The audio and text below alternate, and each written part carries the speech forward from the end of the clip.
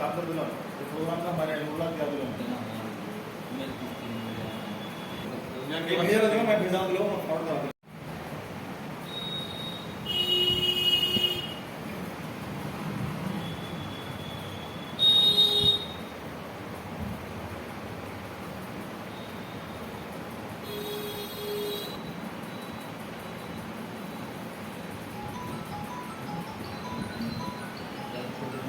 వక్ఫ్ board సవరణ చట్టం.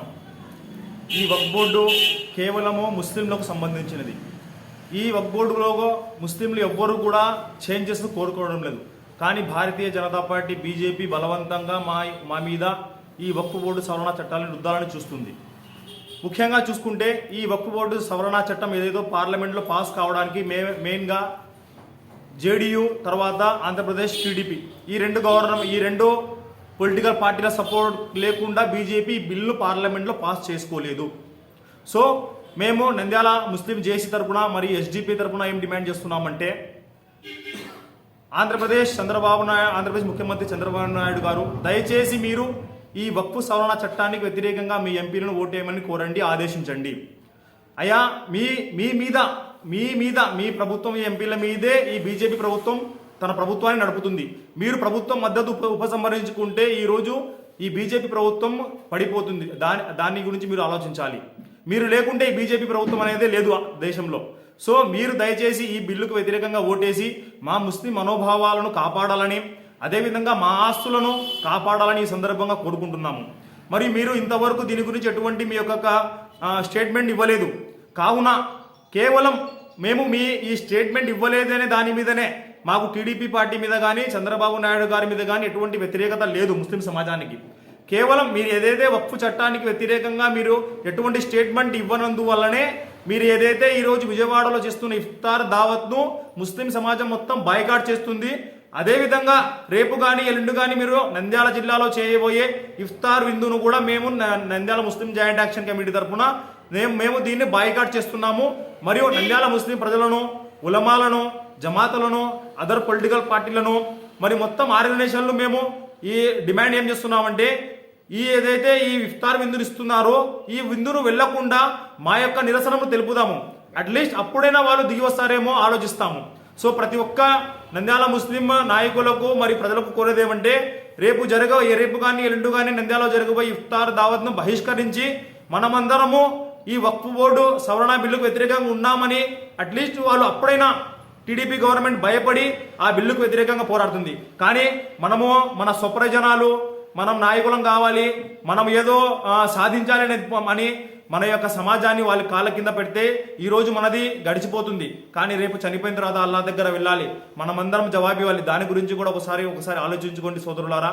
So ఏదైతే ఈ ఇఫ్తార్ దావత్లు ప్రభుత్వం ఇస్తుందో ప్రభుత్వం తరఫున దాన్ని మేము బాయ్కాట్ చేసి మా నిరసనను తెలియజేస్తున్నాం. జై హింద్. आंध्र प्रदेश के तमाम मुसलमान भाइयों से गुजारिश है कि वो जो हुकूमत की जानिब से इफ्तार पार्टीज़ वगैरह रखी जा रही हैं उसका बिल्कुल बाइकाट किया जाए. उसकी वजह यह है, बाइकाट करने की वजह यह है कि वक्फ बोर्ड तरमीमी बिल की मुखालफत के ताल्लुक़ से हम शहर नंद्याल के जेएसी मुस्लिम जॉइंट एक्शन कमेटी वाले एमपी साहबा से भी मिले हैं और दूसरे जो प्रोग्राम्स है सब करे हैं. हम चाहते हैं कि इसकी बिल्कुल मुखालफत हो और इतने मुखालफत के बावजूद भी अगर हुकूमत हमारी आवाज़ बनकर पार्लियामेंट में इस बिल की मुखालफत नहीं करती है, तेलुगु देशम पार्टी के जानिब से हो या और दूसरे पार्टीज़ के जानिब से हो, जब वो हमारी आवाज़ लेकर आगे नहीं बढ़ते हैं तो हमें भी चाहिए कि हम इस मामले में उसकी मुखालफत करते हुए अपनी बाइकाट का मुकम्मल इजहार करें. और ऐसे ये कौम का मसला है, आइंदा हमारी नस्लों का मसला है, इस मुल्क में क़ानून का मसला है. हम चाहते हैं कि मुल्क में अमन व अमान हो और मुल्क में जो कानून अम्बेडकर साहब ने दिया है उसको बाकी रखा जाए और उसमें आए दिन रद्दबदल करते हुए अगर जाएंगे तो मुल्क की जो खूबसूरती है वो टूट जाएगी. हम इस वास्ते चाहते हैं कि मुसलमान अपना बाइकाट का मसला इफ्तार पार्टी का हुकूमत को दिखाकर अपना एकजहती का इजहार करें. अस्सलाम वालेकुम.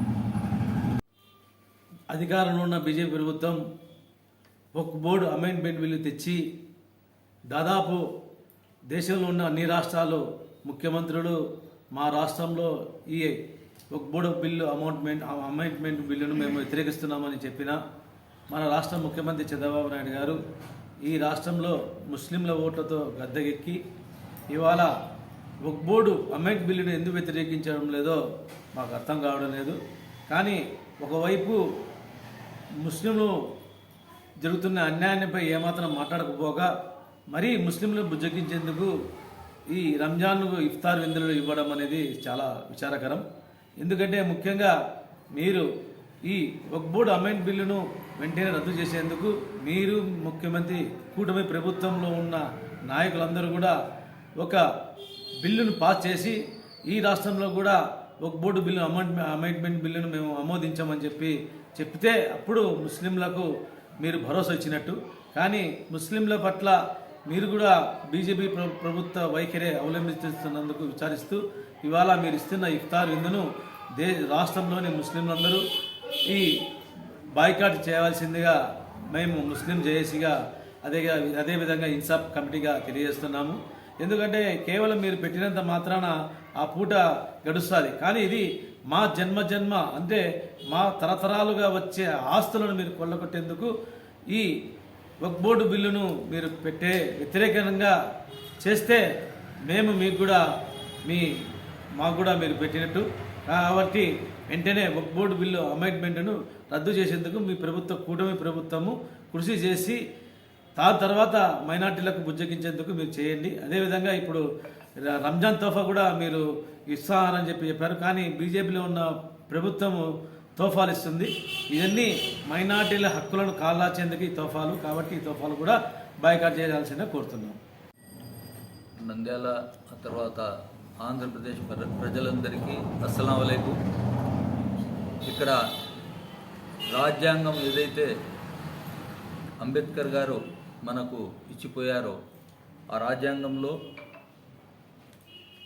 ప్రతి వ్యక్తికి, ఈ దేశంలో ప్రతి పౌరునికి వారి సంస్కృతి, సాంప్రదాయాలు, భాష వీటన్నింటినీ రక్షిస్తామని రాజ్యాంగం హామీ ఇస్తూ ఉంది. దాని ప్రకారమే మనమంతా ఇక్కడ మనం బతుకుతూ ఉన్నాం. కానీ ఇదేదైతే వక్ఫ్ బోర్డు సవరణ బిల్లు అనేది కొంతకాలంగా పేపర్లలో ఆ తర్వాత మీడియాలో ఎక్కువగా చర్చ జరుగుతుందో దీన్ని మేము వ్యతిరేకిస్తున్నాము అని చెప్పి కడపలో 5 లక్షల మంది గుమికూడి తమ నిరసనను, తమ వ్యతిరేకతను వ్యక్తపరిచారు.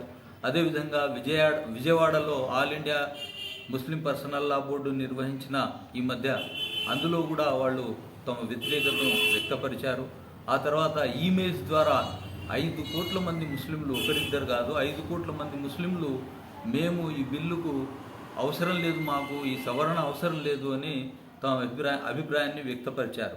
అయినా మేము ఏదైతే ఇంత మెజారిటీగా ఏకకంఠంతో మాకు వద్దు అనేదాన్ని ఎందుకు ఈ ప్రభుత్వాలు మా పైన రుద్దుతున్నాయి ఒకసారి ఆలోచించుకోవాలి. మేము సిఏఏ అడగలేదు, ఎన్ఆర్సీని మేము అడగలేదు, ట్రిపుల్ తలాఖ్ మాకు కావాలా అని దాని గురించే అడగలేదు. అసలు ట్రిపుల్ తలాఖ్ అనేది ఇస్లాంలో లేనే లేదు, దాన్ని ఎవరు అది తప్పు అని అంటారు ధార్మికవేత్తలు కూడా. లేని దాన్ని ఉన్నట్టుగా సృష్టించి అదేదో వాళ్ళు ఏదో మా ఆడవాళ్లకు పెద్ద మేలు చేసినట్టుగా క్రియేట్ చేయబడింది మమ్మల్ని బద్నాం చేయడానికి. ఆ తర్వాత 370 ఆర్టికల్ ద్వారా కాశ్మీర్ను ఈరోజు దాన్ని ఒక రాష్ట్రాన్ని చిన్న చిన్న ముక్కలుగా చేసుకొని వాళ్ళ రాజకీయాల కోసము ఆ విధంగా చేశారు. తర్వాత యూనిఫామ్ సివిల్ కోడ్ అంటే ఈ ప్రభుత్వానికి వేరే పనే లేనట్టుంది. అభివృద్ధి లేదు, బీదవాళ్ల గురించి ఆలోచించడం లేదు, అన్ని ప్రభుత్వాస్తులను కార్పొరేట్ సంస్థలకు అమ్ముకుంటూ నిరుద్యోగాన్ని, ఆ తర్వాత వ్యవసాయదారులు ఆత్మహత్యలు చేసుకుంటా ఉన్నారు, వాళ్లకు సరైన గిట్టుబాటు ధర లేదని. చేయాల్సినవి చేయకుండా అభివృద్ధిని పక్కకు పెట్టేసి ముస్లింలను సతాయించడం మాత్రమే ధ్యేయంగా పెట్టుకోవడము. వీళ్ళ గవర్నమెంట్ వచ్చేసి రెండు బైసాఖీల మీద నిలబడి ఉంది. బైసాఖీలు అంటే వికలాంగులు 2 పోటీలు పెట్టుకుంటారు కదా, అటువంటి బైసాఖీల మీద నిలబడి ఉంది. ఒకటి బీహార్ గవర్నమెంట్ వాళ్ళు, తర్వాత ఈ ఏపీలో కూటమి ప్రభుత్వము. ఈ 2 పార్టీలు ఎప్పుడైతే వీళ్లకు ఈ బిల్లుకు సహకరించావో ఆ బిల్లు బిల్లు పాస్ అవ్వదు. మరి అటువంటిది ఈ 2 పార్టీలను మేము కోరేది ఏమంటే, మీరెందుకు మేము ఇంతమంది పబ్లిక్ మీకు అవసరం లేదా, ఇంతమంది ముస్లిమ్స్ ఏకకంఠంతో మాకు వద్దు అన్నదాన్ని మీరెందుకు కన్సిడర్ చేస్తూ ఉన్నారు?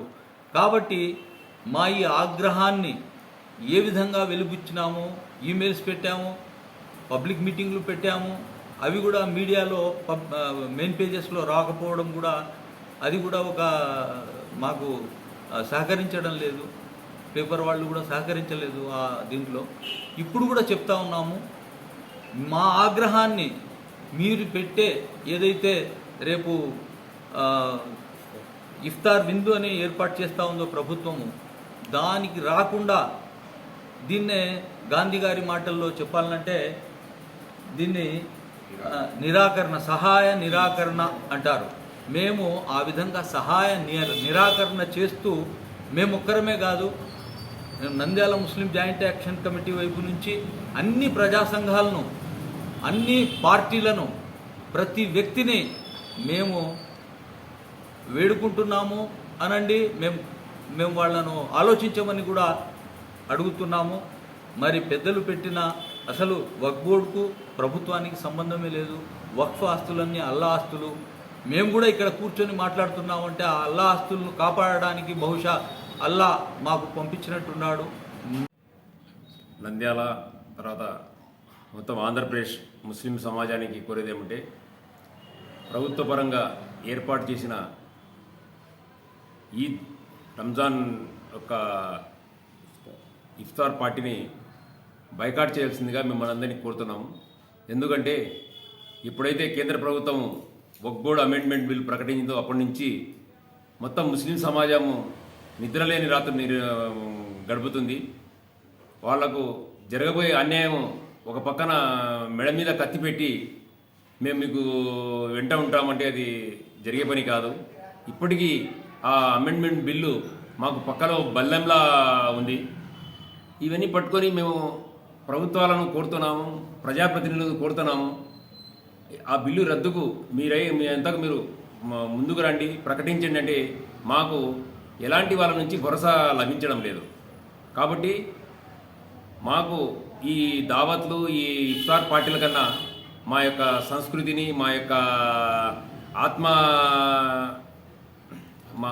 సంతృప్తి అంటే మాకు జరిగే అన్యాయం మాకు ముఖ్యం. కాబట్టి ఇలాంటి పార్టీలు తీసుకొని మేము ఆ మనోవేదనతో ఆ మెతుకులు మేము తినలేము. అందుకే నేను ఆంధ్రప్రదేశ్ ప్రజలకు, ఇది రాబోయే తరాలకు మనం ఇప్పుడు ఈ చిన్న నిరసన మాకు పార్టీలతో, వ్యక్తులతో ఎలాంటి ద్వేషం లేదు. కాకపోతే కొన్ని నిర్ణయాలు తీసుకునేటప్పుడు మా సమాజం మీద ఆటంకాలు జరిగేటప్పుడు మేము దైవానికి సమాధానం చెప్పాలా. ఇలాంటి బైకాట్ చేయడం కింకర్తవంగా భావించి మేము ముస్లిం సమాజాన్ని నంద్యాల ముస్లిం జేసీగా కోరుతున్నాము.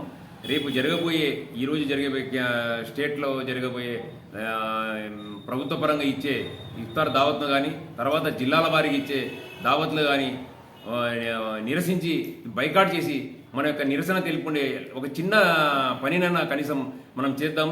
మన మీద భుజం మీద చేతులేసి మనతో పాటు టోపీలు పెట్టుకొని మన యొక్క హక్కులను కాలరాస్తున్నారు. ఈ దోపిడీ మన మీద జరిగే ఇలా దాడి ఇంకా భరించలేము. కాబట్టి ఈ దావత్ను త్యజిస్తూ మొత్తం ఇఫ్తార్ పార్టీని త్యజించాలని, బైకాట్ చేయాలని కోరుతున్నాం.